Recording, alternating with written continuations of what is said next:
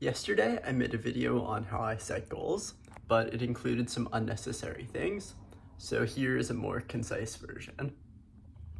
First, I'll talk about 3 things that I consider when setting goals, and then I'll share a process for choosing specific goals.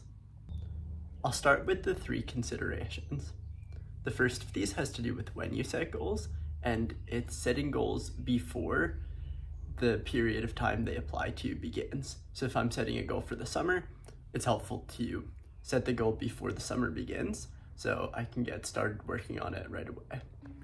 The second consideration is focus, which means doing less things. Someone who has fewer goals is more likely to be able to make those goals happen. Focus isn't just influenced by the number of goals you have, but also by the way you distribute your time between different goals. Let's say there are 2 people, each with 4 goals. The first person spends 25% of their time on each goal.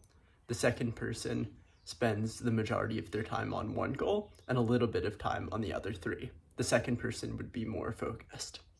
The third consideration is simplicity.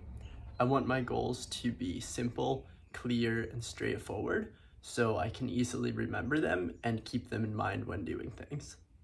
Now I'll shift to talking about the 4-step process I use to choose specific goals. Step 1 is to choose a specific period of time for the goal to apply to, for instance, a semester of college.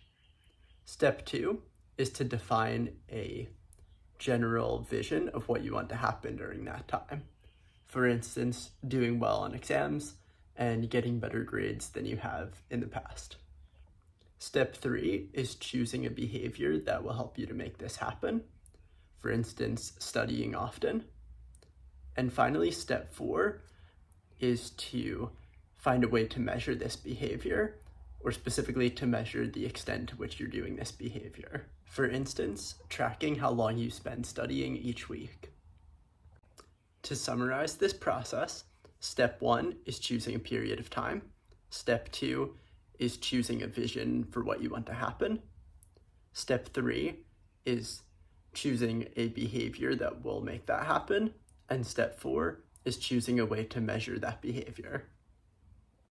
You can do this multiple times to choose multiple goals. Just make sure that when you look at all of your goals together, you're considering focus and simplicity to make it so the sum of your goals is realistic and effective. Overall, the things I shared in this video have helped me to more intentionally direct my behaviors so far in the first few weeks of summer, and I would like to continue to think about these things when setting goals in the future.